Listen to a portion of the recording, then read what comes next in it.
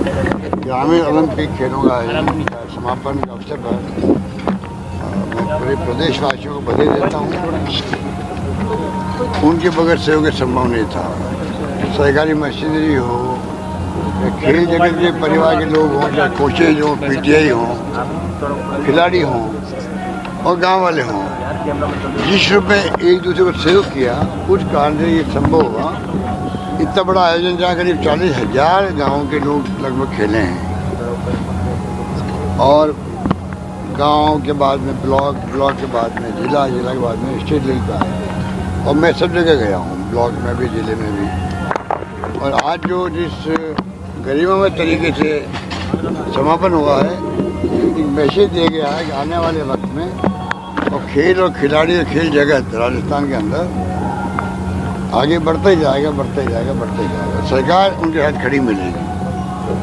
वैसे मैं कह चुका हूँ कि अगला बजट जो है, मैं चाहूँगा कि युवाओं को, छात्रों को, खिलाड़ियों को समर्पित करें। जो सुझाव आएंगे हमारे पास में उनको हम लोग लागू करेंगे, जिससे कि राजस्थान देश का सिरमौर बने। खिलाड़ियों के अंदर भी प्रतिभाओं की कमी नहीं है। टैलेंट हंट अच्छा हो, प्रतिभाओं की खोज हो, फिर उस तराशने के लिए अच्छे कोच हों, अच्छे मैदान हो, अच्छे उपकरण मिले उनको। तो तमाम तरीके से हम लोग अभी जो पिछले बजट में मैंने घोषणा करी है, जिम बनाने की जगह जगह पर, ध्यानचंद खेल मैदान बनाने की है, तो छोटे मैदान, बड़े मैदान जैसी स्थिति बनते जाएंगे। पहली बार आज़ादी के बाद में राजस्थान में बड़ा जंप मिला है खिलाड़ियों को भी, खेल को भी। उनका अवार्ड बना दिया, 3 करोड़, 2 करोड़, 1 करोड़ कर दिए हम लोगों ने। आउट ऑफ टर्न नौकरी मेरे ख्याल 229 मिल चुकी है मेरे ख्याल से। 2% हमने उनको आरक्षण दे दिया नौकरियों के अंदर। तो तमाम तरीके जो हमने पेंशन शुरू कर दी है, तो ये तमाम फैसले जो है अब खिलाड़ियों में एक कॉन्फिडेंस पैदा हो गया। सरकार चाहती है कि खेल आगे बढ़े, उसी रूप में आगे हम निर्णय करेंगे। तो ये माहौल है, आपने देखा होगा आज क्या प्यारा माहौल था, किस रूप में खिलाड़ियों में उत्साह था। अब ये कार्य आगे बढ़ता ही जाएगा। 26 जनवरी से राजीव गांधी शहरी ओलंपिक खेलों का आयोजन शुरू होगा और 1 महीने में, वो मैं समझता हूँ 15-20 दिन, 1 महीना जो लगेगा। शहरों में तो नज़दीक एरिया होते हैं, तो वो पूरा हो जाएगा। 15 दिन में हम पूरा कर देंगे उसको भी, और अच्छे ढंग से वो आयोजन। सर खड़गे साहब अध्यक्ष बन गए। खड़गे साहब एक पॉलिटिकल क्वेश्चन है सर कि खड़गे साहब अध्यक्ष बने, लेकिन बीजेपी कह रहे हैं वो रबड़ स्टैंप है। बीजेपी को कहो अपना घर संभाले, ज़्यादा पंचायती करना छोड़ दे। कांग्रेस की पंचायती नहीं करे वो, उनकी इतनी हैसियत नहीं है कि वो पंचायत करने के लायक भी हैं। जिन्होंने आज़ादी की जंग में मुखबरी करी हो, बीजेपी के ये जो पहले नेता थे, आरएसएस और बीजेपी हो, इनके कई नेताओं ने उस जमाने में तो पार्लियामेंट डिस्कशन भी हुए कई बार। तो कई लोग ऐसे थे उस जमाने में जो कि मुखबरी करते थे अंग्रेजों की, भाग लिया नहीं फ्रीडम मूवमेंट के अंदर। कांग्रेस की तो त्याग, बलिदान, कुर्बानी कहानी आज़ादी पहले की भी है। मोतीलाल नेहरू से लगा करके जितने भी अध्यक्ष बने हों या नेता हुए हों, क्या क्या नहीं किया। मोतीलाल नेहरू ने तो अपना इलाहाबाद का स्वराज भवन, आनंद भवन देश को समर्पित कर दिया, देश को दे दिया है। किसकी बात, इनको शर्म भी नहीं आती है कि आप किसकी बात करते हो। ये नए लड़के आगे वो समझते नहीं है कि इनको पहले को इतिहास पढ़े फिर बोलना सीखे, तो कम से कम उनकी खुद की इमेज खराब नहीं हो। वरना जब इतिहास पढ़ने वाले लोग हैं वो उनकी हंसी उड़ाते हैं, इनको कोई ज्ञान तो है नहीं। रबर स्टैम्प हो जाएंगे। क्या हो जाएंगे रबर स्टैम्प? कल सोनिया गांधी जी खुद उनके घर गई है। खड़गे साहब इच्छा थी कि मैं जाऊँ उनके यहाँ पर। जिसे 24 साल तक कांग्रेस की सेवा करी है, कांग्रेस ही जुट रखा है, 2 बार सरकार बनाई है यूपीए की, अधिकांश राज्यों में सरकारें बनवाई उन्होंने राज्यों की। और एक आज रेस्पेक्ट कमांड करने वाले देश में कोई नेता है तो वो सोनिया गांधी है, जिसे प्रधानमंत्री पद भी छोड़ दिया।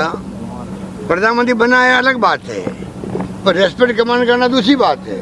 सोनिया गांधी रेस्पेक्ट कमांड कर रही है, उनका नहीं वो नहीं आएंगे, मैं जाऊंगी। वो खुद आई वहाँ पर, हम लोग वहीं मौजूद थे। तो एक तरफ तो ये परंपरा कांग्रेस की है जो संविधान की आत्मा को साथ लेके चल रही है। लोकतंत्र के लिए जान दे दी अपनी, देश को एक रखने के लिए, अखंड रखने के लिए। इंदिरा गांधी जी शहीद हो गए, भाई क्या पड़ा था उनको मालूम था मेरी जान जा सकती है, फिर भी वो तमाम फैसले किए, आखिर जान चली गई, सीना अच्छा नहीं हो गया उनका। राजीव गांधी शहीद हो गए, इनके पूरे तुम्हारा त्याग किया है, तुम्हारा कोई बलिदान नहीं किया आजादी पहले या बाद में। 70 साल में कुछ नहीं हुआ। इससे बड़ा झूठ तो मैं समझता हूँ इतिहास में कोई नहीं होगा कि 70 साल में कुछ नहीं हुआ की बात करते हैं लोग। और जो कुछ हुआ 70 साल में हुआ है, उसी के आधार पर आप दुनिया में जा रहे हो, देश में घूम रहे हो। क्या देश था आज़ादी के वक्त में? सुई नहीं बनती थी यहाँ पर। अब नई पीढ़ी को मालूम नहीं बातें, उसको गुमराह कर रहे लोग। सत्ता में आने के बाद में बड़ा दिल रखना चाहिए, नई पीढ़ी को समझाना चाहिए, अच्छी बात बताना चाहिए, अच्छे संस्कार पैदा करना चाहिए उनके अंदर, अच्छी परंपरा बनानी चाहिए, जिससे कि वो आने वाले पीढ़ी के जब वो करदाता बने अगली पीढ़ी के, वो अगली पीढ़ी को अच्छी बातें बता सके। ये उल्टा चल रहे हैं, ये आज वर्तमान पीढ़ी को बिगाड़ रहे हैं लोग, धर्म के नाम पर, जाति के नाम पर बर्बाद कर रहे हैं लोग। मुझे चिंता लगी हुई है आज पूरे मुल्क के गलियों के अंदर, गलियों में कह रहा हूँ आपको, वहाँ टेंशन है। जहाँ जिस धर्म के लोग कम संख्या में हैं, हर वक्त उनकी नींद हराम रहती है, पता नहीं क्या कल हो जाए, रात को दंगा बढ़ेगा, मेरा क्या होगा। क्या अच्छी बात है ये? आज प्यार, मोहब्बत, भाईचारा, सद्भावना रहना चाहिए देश के अंदर, हिंसा का कोई स्थान नहीं होना चाहिए। प्राइम मिनिस्टर बार बार मांग कर रहे हैं मोदी जी से, आप ये अपील करो, क्यों नहीं कर रहे वो? इसलिए आज स्थिति आपकी मीडिया वालों को भी लेखक बात समझ रहे हैं। मैं कई पढ़ता हूँ ऑनलाइन, जो आजकल सुनता हूँ मैं, इतने अच्छे डिस्कशन आ रहे हैं। वो सत्य हिंदी का एक ऐप है, अच्छे डिस्कशन करते हैं वो लोग, और भी कई लोग करते हैं, कई मैं सुनता रहता हूँ। ऐसा नहीं है, देश के अंदर ऐसी पीढ़ी है साहित्यकारों की, लेखकों की, बुद्धिजीवियों की, विशेषज्ञों की, पत्रकारों की, जो अच्छे डिसीजन भाग ले रहे हैं। वो परवाह नहीं करेंगे मोदी जी कल क्या करेंगे हमारा। असहमति और कोई कमेंट कर दे, उल्टा आलोचना कर दे। मैंने अभी क्या कहा, लोकतंत्र में आलोचनाएं, असहमति हमारा आभूषण है। राजस्थान में हमारी आलोचना करते हैं, हम स्वागत करते हैं, क्योंकि हमें सुधार करने का मौका मिलता है हमें। मोदी जी हमेशा अगर सुनेंगे नहीं आलोचना, महंगाई बढ़ती जाएगी, बेरोजगारी बढ़ती जाएगी, तनाव बढ़ता जाएगा, हिंसा बढ़ती जाएगी। अगर आप सुनोगे नहीं, रेस्पेक्ट नहीं करोगे आलोचनाओं का, आप उसमें सुधार क्या करोगे? हाँ, अगर आपकी नीति है हमें सुधार करने नहीं है, हमें तो ये हिंसा होने दो, ऐसे में जगत कर, तो जेल में डालने दो। कितने पत्रकार जेल में बंद है आज? आंकड़े प्रस्तुत करे भारत सरकार, कितने लेखक बंद है? क्या उनका कसूर है? 2-2 साल बंद रहते हैं वो लोग। हालात बड़े गंभीर है देश के अंदर, इसको समझना पड़ेगा आपको, हम सबको। सर, मांग को लेकर बीजेपी वाले स्पीकर इस्तीफे स्वीकार करने की मांग को लेकर बीजेपी वाले स्पीकर जोशी जी के पास गए। आप कह रहे हैं हाई कोर्ट भी जाएंगे, सुप्रीम कोर्ट भी जाएंगे। ये भाई वो तो उनका काम है कहने का, और स्पीकर साहब का काम है कि वो जो प्रक्रिया होती है उसके आधार पर वो चलेंगे। इसमें हम तो पिक्चर में नहीं है ना। सर, हिमाचल के चुनाव में राजस्थान को भी घसीटा जा रहा है। सर, राजस्थान को बदनाम पे आप क्या कहेंगे?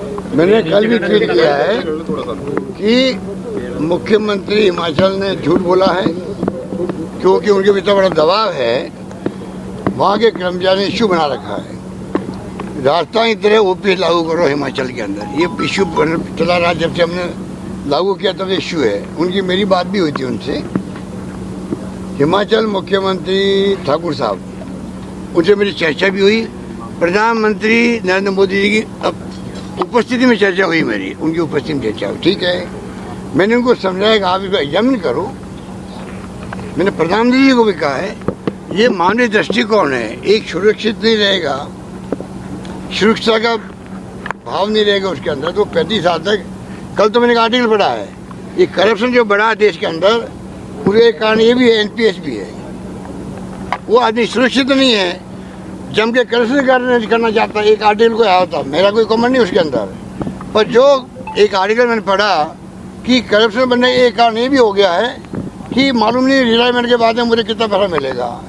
शेयर मार्केट के आधार पर जोड़ दिया उसको, शेयर मार्केट डाउन हो गया तो पेंशन कम हो गई। तो सुरक्षित रहे कर्मचारी कि मैं रिटायरमेंट के बाद में मेरी सुरक्षा पूरी गवर्नमेंट करेगी पेंशन के माध्यम।